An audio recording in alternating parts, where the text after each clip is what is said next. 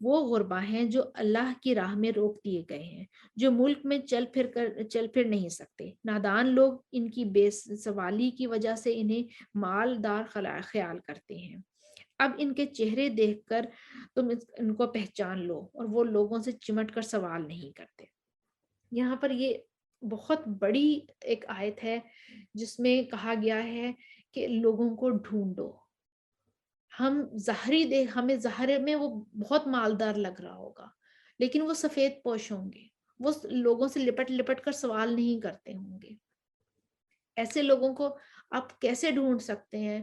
ایسے لوگوں کو آپ ایک درد رکھنے والے دل سے ڈھونڈ سکتے ہیں۔ اگر آپ کے دل میں احساس ہوگا، اگر آپ کے دل میں لوگوں کی مجبوریوں کا احساس ہوگا، ان کا دکھ ہوگا، تو پھر آپ یہ سب ڈھونڈ سکتے ہیں۔ ادروائز اگر ہم اس طریقے سے ڈھونڈ لیں کہ ہم آپس میں کہ ہمیں تو نظر ہی کوئی نہیں آتا، یا ہم آپس میں بیٹھ کے کمنٹس کرتے ہیں کہ جی صدقہ تو دینا ہے، صدقات تو دیتے ہیں، لیکن وہ ضرورت مند ہے کہ نہیں ہے ہمیں تو پتہ ہی نہیں ہے۔ آپ کو کیسے پتہ چل سکتا ہے؟ صدقے دل سے اپنے دلوں کا جائزہ لیجئے کہ آپ کے دل میں لوگوں کو فائدہ پہنچانے کی کتنی آرزو ہے۔ آپ نے فائدہ لوگوں کی مدد دینے کے لیے پہنچانا ہے، یا اپنے سوشل سٹیٹس برقرار رکھنے کے لیے پہنچانا ہے، یا لوگوں کو خوش کرنے کے لیے پہنچانا ہے؟ ہمیں یہ بھی ہوتا ہے کہ جس کی ہم نے مدد کر دی وہ ہمارے بالکل ہی پاؤں میں آ کے پڑ جائے۔ بہت سارے لوگ ایسے نہیں ہوتے، بہت سارے لوگ ایسے سوال ہی نہیں کرتے کہ جن سے ان کو اتنا زیادہ ان کو لوگوں سے لپٹ لپٹ کر سوال کریں۔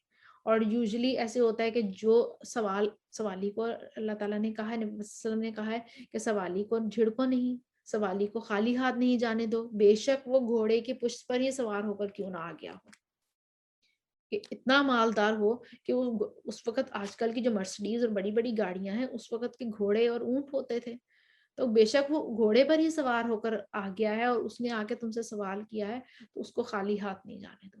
ہو سکتا ہے وہ کسی مشکل میں ہو سکتا ہے اس کو ضرورت ہو۔ آج کل بہت ساری ایسی مثالیں ملتی ہیں، بہت ساری ایسی گھر ہے، سب کچھ ہے، لیکن کوئی کینسر کے پیشنٹس ہوتے ہیں جن کے علاج پہ اتنے اتنے لاکھوں لگ رہے ہوتے ہیں، اور ان کی جو منتھلی انکم ہے وہ اتنی نہیں ہوتی کہ وہ اس کو سپورٹ کر سکیں، اور اگر ان میں وہ ضرورت مند ہیں، اور ہمارا کرائٹیریا کیا ہوتا ہے کہ گھر میں تو ہے، گھر بھی ہے، گاڑی بھی ہے، سب کچھ ہے، اور یہ ضرورت مند کیسے ہو سکتے ہیں؟ ضرورت مند ہو سکتے ہیں، ہو سکتا ہے انہوں نے اپنی پوری عمر کی کمائی جمع کر کے ایک گھر بنا لیا ہو، اور اس کے بعد ان پہ کوئی ایسی مصیبت آ گئی ہو جس پہ اگر وہ گھر سے بھی نکلتے ہیں تو مشکل میں پڑ جائیں گے، اور اگر وہ گھر میں بیٹھے ہیں اور اگر وہ کسی سے مطالبہ کرتے ہیں کہ ان کی مدد کی جائے، تو لوگوں کا رویہ ہوتا ہے کہ وہ تو ضرورت مند ہی نہیں ہے۔ یہ ایسے سفید پوش لوگوں کو ہم نے ڈھونڈنا ہے جو لپٹ لپٹ کر نہیں مانگتے، اور لوگ خیال کرتے ہیں کہ وہ امیر لوگ ہیں، حالانکہ وہ اصل میں امیر لوگ نہیں ہیں، وہ ضرورت مند ہیں۔ آپ ان کے چہرے دیکھ کر اندازہ کریں، ان سے انہیں پہچانیں گے، اور وہ لوگوں سے چمٹ چمٹ کر نہیں سوال کریں گے۔ تم جو کچھ مال خرچ کرو تو اللہ تعالیٰ ان کا جاننے والا ہے۔ جو لوگ اپنے مالوں کو رات دن چھپے کھلے خرچ کرتے ہیں، ان کے لیے ان کے رب کے پاس بہت اجر ہے، اور نہ وہ انہیں کوئی خوف ہوگا، اور نہ وہ غمگین ہوں گے۔ یہ اللہ کے راستے میں خرچ کرنا، کوانٹٹی نہیں دیکھی جائے گی۔ جب اللہ کے راستے میں خرچ کرنے کی بات آئے گی تو کوانٹٹی نہیں دیکھی جائے گی، وہاں پہ کوالٹی دیکھی جائے گی۔ کوالٹی کا مطلب ہے آپ کی نیت دیکھی جائے گی کہ آپ نے کس درد کے ساتھ اس کی مدد کی ہے، کس نیت کے ساتھ اس کی مدد کی ہے۔ یہ نہیں دیکھا جائے گا کہ آپ نے اس کو کتنا دیا ہے۔ آپ بے شک اس کو بہت ہی مائنر رقم، آپ بے شک اس کو اپنی طرف سے 1000 روپے آپ کہیں کہ جی تو بہت تھوڑی رقم ہے، اس کے لیے 1000 روپے میں پتہ نہیں کتنی برکت پڑ جائے، اس نے پتہ نہیں اس کی گھر کی کیا کیا چیزیں آ جائیں۔ تو کوانٹٹی نہیں دیکھنی، آپ نے کوالٹی دیکھنی ہے۔ کوالٹی دیکھتے وقت اپنے اپنے دلوں کا جائزہ لینا ہے، اپنے اپنی نیت کا جائزہ لینا ہے کہ ہم کس نیت سے یہ صدقات آگے پہنچا رہے ہیں۔ لوگ نہ کھڑے ہوں گے مگر اسی طرح جس طرح وہ کھڑا ہوتا ہے، جیسے شیطان چھو کر خپتی کرتے۔ یہ اس لیے کہ یہ کہا کرتے تھے کہ تجارت بھی تو سود ہی ہے، حالانکہ اللہ تعالیٰ نے تجارت کو حلال کیا اور سود کو حرام کیا۔ جو شخص اپنے پاس آئی ہوئی اللہ تعالیٰ کی نصیحت سن کر رک گیا، اس کے لیے وہ ہے جو کر گزرا، اس کا معاملہ اللہ تعالیٰ کی طرف ہے، اور جس نے پھر بھی کیا وہ جہنمی ہے. ایسے لوگ ہمیشہ ہی اس میں رہیں گے. اللہ تعالیٰ سود کو مٹاتا ہے اور صدقہ کو بڑھاتا ہے. یہاں پہ سود کے بارے میں کہا گیا ہے. سود کے بارے میں یہ آیات نازل ہوئی ہیں. اور سود کہتے ہیں وہ 6 اشیاء میں کمی بیشی یا نقد ادھار کی وجہ سے ہوتا ہے. مطلب گندم کے بدلے میں گندم لینا جائز ہے، اور اگر ایک برابر ہونی چاہیے، جتنی گندم دی اتنی گندم واپس لے لینا. تیسری چیز ہاتھوں ہاتھ لینا، آپ نے جس ہاتھ لی اسی ہاتھ دینا. اور اس میں کمی بیشی بھی ہو سکتی ہے تب بھی. اور ہاتھوں ہاتھ ہونے کی بجائے ایک نقد اور دوسری ادھار یا دونوں ہی ادھار ہو جائیں تب بھی سود ہے. کسی کو مثلا 6 مہینے کے لیے اس شرط پر 100 روپے دے دینا کہ واپسی پر 125 روپے لے لوں گا. 25 روپے 6 مہینے کی مہلت کے لیے ایکسٹرا لیے گئے. حضرت علی رحمۃ اللہ علیہ کی طرف منسوب قول میں سے اسے اس طرح بیان کیا گیا ہے کہ قرض پر لیا گیا نفع سود ہے. یہ قرضہ ذاتی ضرورت کے لیے بھی ہو سکتا ہے اور کاروبار کے لیے بھی. دونوں قسم کے قرضوں پر لیا گیا سود حرام ہے. زمانہ جاہلیت میں بھی دونوں قسم کے قرضوں کا رواج تھا. شریعت نے بغیر کسی قسم کی تفریق کے دونوں کو حرام قرار دیا. اس لیے بعض لوگوں کا یہ کہنا کہ تجارتی قرضہ جو عام طور پر بینک سے لیا جاتا ہے اس پر اضافہ سود نہیں ہے، اس لیے کہ قرض لینے والا اس سے فائدہ اٹھاتا ہے جس کا کچھ حصہ وہ بینک کو یا قرض دہندہ کو لوٹا دیتا ہے. تو اس میں کیا قباحت ہے؟ اس کی قباحت دین کو جو اسلام میں ہے اس کو جائز قرار نہیں دیتا. اللہ تعالیٰ کہتا ہے کہ یہ چیز جائز نہیں ہے. مثلا قرض لے کر کاروبار کرنے والے کا منافع تو یقینی نہیں ہے، بلکہ منافع کیا اصل رقم کی حفاظت کی بھی ضمانت نہیں ہے. بعض دفعہ کاروبار میں ساری رقم ہی ڈوب جاتی ہے، جبکہ اس کے برعکس جو قرض دہندہ ہوتا ہے چاہے وہ بینک ہو یا کوئی ساہوکار ہو یا منافع جو بھی متعین ہو جس کی ادائیگی ہر صورت میں لازمی ہے، یہ ظلم کی ایک واضح صورت ہے جسے شریعت اسلامیہ کس طرح جائز قرار دے سکتی ہے. علاوہ ازیں شریعت تو اہل ایمان کے معاشرے کے ضرورت مندوں پر بغیر کسی دنیاوی غرض اور خرچ کے منافع کے ترغیب دیتی ہے، جس سے معاشرے میں اخوت، بھائی چارے، ہمدردی، تعاون، شفقت، محبت کے جذبات فروغ پاتے ہیں. اس کے برعکس سودی نظام سے سنگ دلی اور خود غرضی کو فروغ ملتا ہے. ایک سرمایہ دار کو اپنے سرمایہ کے نفع سے غرض ہوتی ہے، چاہے وہ معاشرے میں ضرورت مند، بھوک، بیماری، افلاس، جتنی بھی ضرورت مند ہو، بے روزگار، اپنی زندگی سے بیزار ہو، انہیں اس سے کوئی فرق نہیں پڑتا. انہیں ہوتا ہے کہ بس ہمیں منافع مل جائے. اس لیے کہا گیا سود میں اور فرق ہے، سود میں اور تجارت میں فرق ہے. اور اللہ تعالیٰ سود کو مٹاتا ہے اور صدقات کو بڑھاتا ہے. اب صدقے کی آیات کے فوراً بعد سود کی آیات آ گئی کہ ہم اپنی جب کہیں ہم نے اپنے پیسے کو، ہم نے اپنے رقم کو، ہم نے اپنی سیونگز کو کہیں سیف کرنا ہوتا ہے تو ہم کسی ایسی میں جمع کروا دیتے ہیں، کسی ایسے بینک میں جہاں سے ہمیں پروفٹ آنا شروع ہو جائے. یہ بھی ایک سود کی قسم ہے. اگر اس پیسے کو آپ صدقہ اللہ تعالیٰ کو قرض دے دیں، صدقات دینے شروع کر دیں، تو اللہ تعالیٰ اس کو 700 گنا بڑھا کر آپ کو واپس کرے گا. اور یہ وہ توکل ہے جو کہ اگر آپ کا بہت ہی اللہ پر توکل ہے، اللہ پر آپ کا یقین ہے کہ اللہ تعالیٰ جو کے راستے میں ہم جو بھی خرچ کریں گے وہ 700 گنا بڑھ کر ہمیں ملے گا، تو پھر ہم منتھلی پروفٹس اور اپنی سیونگز کو اس طرح کے کاموں میں کہ ہم اپنی پراپرٹی بنائیں یا اپنی اس دنیا کی زندگی میں سود کے کام میں کسی میں لگائیں، تو اس سے ہم اللہ تعالیٰ کی راہ میں خرچ کرنے کو زیادہ اہمیت دیں گے.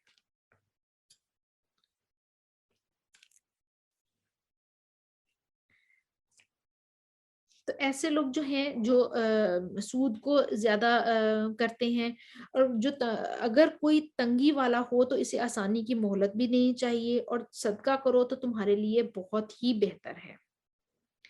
یہ کہا کہ اگر آپ سے کوئی قرض لے جاتا ہے اور اس کا کوئی سود باقی رہتا ہے، جب قرض وہ دینے میں تاخیر کر لیتا ہے تو اس کو مہلت دے دینی چاہیے. تو وہ جو مہلت ہوگی وہ صدقہ کنسیڈر ہو جائے گا. اور اس دن سے ڈرو جس میں تم سب اللہ تعالیٰ کی طرف لوٹائے جاؤ گے. ہر شخص کو اس کے اعمال کا پورا پورا بدلہ دیا جائے گا اور ان پر ظلم نہیں کیا جائے گا. اے ایمان والو، جب تم آپس میں ایک دوسرے سے کی میعاد مقرر پر قرض کا معاملہ کرو تو لکھ لیا کرو، اور لکھنے والے کو چاہیے کہ تمہارا آپس کا معاملہ عدل سے لکھے.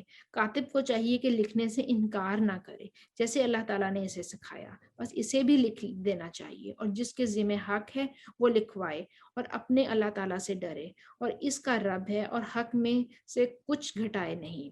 ہاں، جس شخص کے ذمہ حق ہے وہ اگر نادان ہو یا کمزور ہو یا لکھوانے کی طاقت نہ رکھتا ہو تو اس کا ولی عدل کے ساتھ لکھوا دے، اور اپنے میں سے 2 مرد گواہ رکھ لو. اگر 2 مرد نہ ہوں تو 1 مرد اور 2 عورتیں جنہیں تم گواہوں میں سے پسند کر لو. یعنی جن کی دینداری یا عدالت پر تم مطمئن ہو ان سے تم لکھوا لیا کرو، اور جو لکھوانے کا ہے گواہ کر لیا کرو. 1 مرد 2 مرد یا ہوں یا 1 مرد اور 2 عورتیں ہوں. لیکن جب بھی کوئی ایسا معاملہ کرو جس میں کہ ہو کہ آپ ایک دوسرے کے ساتھ کوئی معاملہ کرنے جا رہے ہو، اس میں لکھوا ضرور لیا کرو. جب سودی نظام کی سختی سے ممانعت اور صدقات و خیرات کی تاکید بیان کی گئی تو پھر ایسے معاشرے میں قرضوں کی بہت ضرورت پڑتی ہے، کیونکہ سود تو ویسے ہی حرام ہے اور ہر شخص صدقہ و خیرات کی استطاعت بھی نہیں رکھتا. اسی طرح ہر شخص صدقہ لینا پسند بھی نہیں کرتا. پھر اپنی ضرورت اور حاجات پوری کرنے کے لیے قرض ہی باقی رہ جاتا ہے. اس لیے احادیث میں قرض دینے کا بڑا ثواب بیان کیا گیا ہے. تاہم قرض جس طرح ایک ناگزیر ضرورت ہے، اس میں بے احتیاطی یا اس میں جھگڑے کا بھی خدشہ رہتا ہے. اس لیے اس آیت میں جیسے آیت الدین کہا گیا ہے جو قرآن کی سب سے لمبی آیت ہے، اور اللہ تعالیٰ نے قرض کے سلسلے میں ضروری ہدایات دی گئی ہیں تاکہ یہ ناگزیر ضرورت لڑائی جھگڑے کا باعث نہ بنے. اس کے لیے ایک حکم یہ دیا گیا ہے کہ مدت کا تعین کر لو، دوسرا یہ کہ اسے لکھ لو، تیسرا یہ کہ اس پر 2 مسلمان مرد کو اور 1 مرد اور 2 عورتوں کو گواہ بنا لیا کرو. یہ قرضہ لینے اور دینے کا طریقہ اللہ تعالیٰ نے سکھایا ہے. اور اس وجہ سے کہ 1 عورت 2 کیوں کہا گیا، ان پہ بھی عورتوں کا اعتراض ہے کہ گواہی بھی عورت کی آدھی کر دی. وہ اس وجہ سے قرآن میں کہہ دیا اللہ تعالیٰ نے کہ اگر ایک بھول جائے تو دوسری اس کو یاد دلا دے، کہ عورتوں کا حافظہ جو ہے وہ عورت اللہ تعالیٰ نے اس کام کے لیے باہر کی دنیا کے لیے، باہر کے معاملات سلجھانے کے لیے بنائی نہیں گئی. عورت کو اللہ تعالیٰ نے اولاد کی، گھر گھرستی کی ذمہ داری اتنی زیادہ دے دی ہے کہ اس کی بہت بڑی ذمہ داری دی ہے کہ اس نے ایک پورے انسان کی تشکیل دینی ہے، اس کے کردار کی، اس کے اخلاق کی، اس کو تربیت کی ذمہ داری اس کو دے دی ہے. ان ساری ذمہ داریوں میں اگر باہر کے معاملات میں، گواہیوں میں اس سے کوئی چیز بھول بھی سکتی ہے تو وہ 2 عورتیں اس وجہ سے کہا کہ اگر ایک بھول جائے تو دوسری اس کو یاد دلا دے. اور گواہوں کو چاہیے کہ وہ جب بلائے جائیں تو انکار نہ کریں، اور قرض کو جس کی مدت مقرر ہو، خواہ چھوٹا ہو یا بڑا، لکھنے میں کاہلی نہ کرو. اللہ تعالیٰ کے نزدیک یہ بات بہت انصاف والی ہے اور گواہی کو بھی درست رکھنے والی اور شک و شبہ سے بھی زیادہ بچانے والی ہے. ہاں، یہ اور بات ہے کہ وہ معاملہ نقد اور تجارت کی شکل میں ہو جو آپس میں تم لین دین کر رہے ہو تو تم پر اس کے نہ لکھنے میں کوئی گناہ نہیں. خرید و فروخت کے وقت بھی گواہ مقرر کر لیا کرو، اور یاد رکھو کہ نہ تو لکھنے والے کو نقصان پہنچایا جائے نہ گواہ کو، اور اگر تم یہ کرو تو یہ تمہاری کھلی نافرمانی ہے. اللہ تعالیٰ سے ڈرو، اللہ تمہیں تعلیم دے رہا ہے، اللہ تعالیٰ ہر چیز کو خوب جاننے والا ہے. اور اگر تم سفر میں ہو اور لکھنے والا نہ پاؤ تو رہن قبضے میں رکھ لیا کرو. یعنی اگر سفر میں قرض کا معاملہ کرنے کی ضرورت پیش آ جائے اور وہاں لکھنے والا یا کاغذ پینسل وغیرہ نہ ہو تو اس کے متبادل صورت بتلائی جا رہی ہے کہ قرض لینے والے کوئی چیز اپنا رہن رکھوا دی جائے. اس سے گروی کی مشروعیت اور جو مینز کہ جب وہ قرض واپس کر لے تو وہ رہن کی ہوئی چیز جو ہے وہ اس کو واپس کر دی جاتی ہے. اگر آپس میں ایک دوسرے سے مطمئن ہو تو جسے امانت دی گئی ہو اسے ادا کر دے اور اللہ تعالیٰ سے ڈرتا رہے جو اس کا رب ہے، اور گواہی کو نہ چھپاؤ، اور جو اسے چھپا لے گا وہ گناہگار دل والا ہوگا. اور جو کچھ تم کرتے ہو اسے اللہ تعالیٰ خوب جانتا ہے. آسمانوں اور زمین کی ہر چیز اللہ تعالیٰ ہی کی ملکیت ہے. تمہارے دلوں میں جو کچھ ہے اسے تم ظاہر کرو، چھپاؤ یا چھپاؤ، اللہ تعالیٰ اس کا حساب تم سے لے لے گا. پھر جسے چاہے بخش دے گا، جسے چاہے سزا دے دے گا، اور اللہ تعالیٰ ہر چیز پر قادر ہے. رسول ایمان لایا اس چیز پر جو اس کی طرف اللہ تعالیٰ کی جانب سے اتری، اور مومن بھی ایمان لائے. یہ سب اللہ تعالیٰ اور اس کے فرشتوں پر اور اس کی کتابوں پر اور اس کے رسولوں پر ایمان لائے. اس کے رسولوں میں سے کسی میں ہم تفریق نہیں کرتے. انہوں نے کہہ دیا کہ ہم نے سنا، ہم نے اطاعت کی، ہم نے تیری بخشش طلب کی. اے ہمارے پروردگار، ہم تیری ہی طرف لوٹنا چاہتے ہیں. اللہ تعالیٰ کسی جان کو اس کی طاقت سے زیادہ تکلیف نہیں دیتا. جو نیکی وہ کرے گا وہ اس کے لیے، اور جو برائی وہ کرے گا وہ بھی اسی پر ہے. اے ہمارے رب، اگر ہم بھول گئے ہوں یا خطا کر بیٹھے ہوں، ہمیں نہ پکڑنا. اے ہمارے رب، ہم پر وہ بوجھ نہ ڈالنا جو ہم سے پہلے لوگوں پر تو نے ڈالا تھا. اے ہمارے رب، ہم پر وہ بوجھ نہ ڈالنا جس کی ہمیں طاقت نہ ہو. ہم سے درگزر فرما لینا، ہماری بخشش فرما دینا، ہم پر رحم فرما دینا. تو ہی ہمارا مالک ہے، اور کافروں پر ہمیں غلبہ عطا فرمانا. یہ وہ آیات ہیں جو کہ سورہ البقرہ کی آخری آیات ہیں. آخری 2 آیتیں ہیں، اور ان کی بہت ہی بڑی فضیلت آئی ہے. یہ وہ آیتیں جو عرش کے نیچے سے دی گئی تھی. رسول اللہ صلی اللہ علیہ وآلہ وسلم نے فرمایا سورہ البقرہ کی آخری 2 آیات پڑھا کرو، کیونکہ یہ مجھے عرش کے نیچے سے خاص خزانے سے دی گئی ہیں.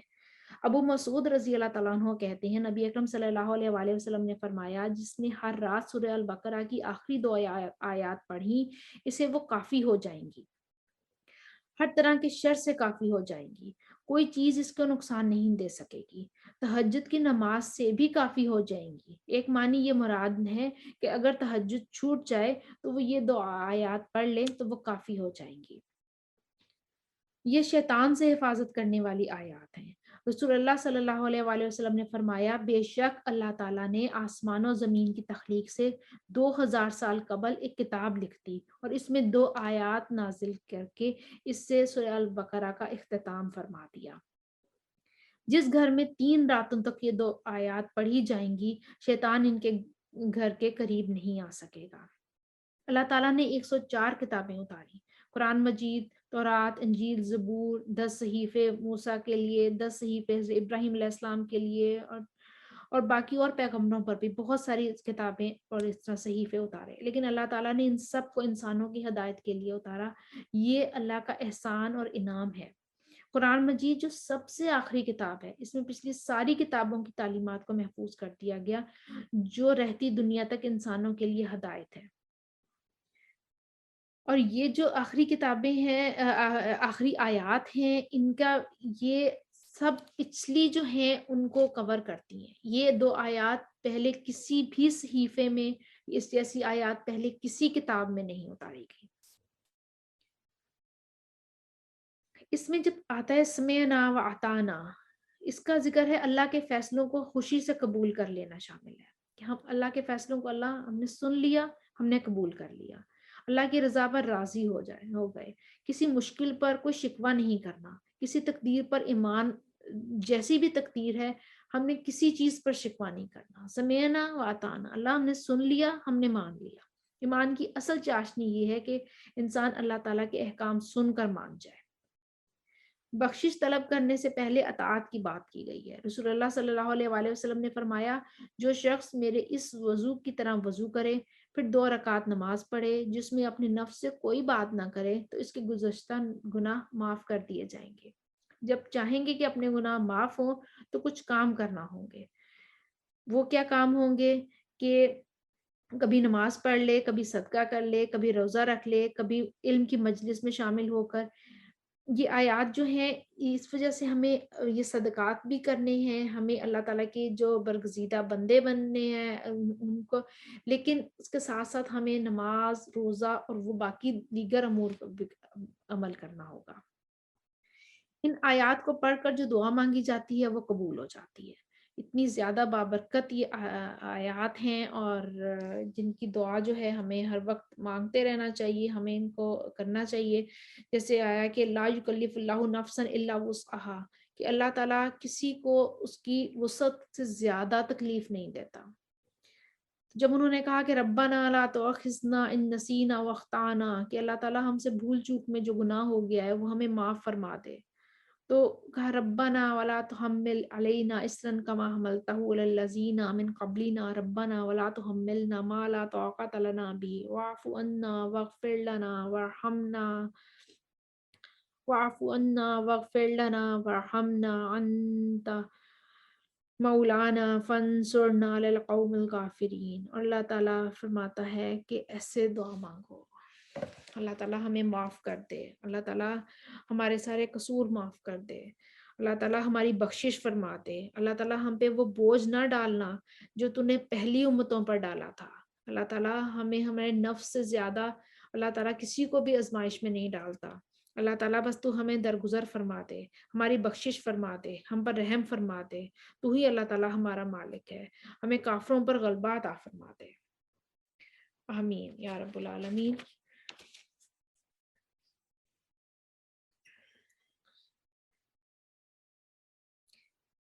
کچھ عمل کی باتیں جو کہ اس قرآن جو سورہ بقرہ ختم ہوئی ہے، اس سورہ بقرہ کے آخری حصے میں جو کچھ عمل کی باتیں ہیں. ایک تو سب سے بڑی بات کہ ہمیں کبھی بھی اللہ سے مایوس نہیں ہونا چاہیے، اور دعا کی قبولیت کے لیے ہمیں اللہ تعالیٰ کے ناموں کے ساتھ پکار سکتے ہیں. آیت الکرسی ہر نماز کے بعد، ہر فرض نماز کے بعد کہا گیا کہ جو ہر فرض کے بعد آیت الکرسی پڑھے گا اس کو جنت میں جانے سے کوئی چیز نہیں روک سکتی.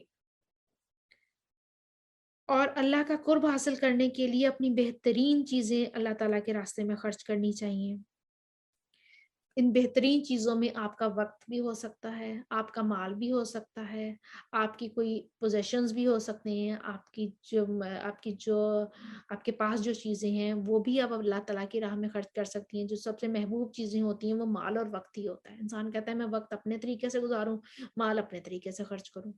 وہی کہے کہ اللہ تعالیٰ کا اگر قرب چاہتے ہو تو وقت اور مال اللہ تعالیٰ کے راستے میں لگا دو. اللہ تعالیٰ کی نعمتوں کی حفاظت کر کے دوسروں کو فائدہ پہنچانا، نعمتوں کی حفاظت بھی کرنا، بیجا ان کو ضائع بھی نہیں کرنا. اس میں وہی چیز آ جاتی ہے مال اور وقت.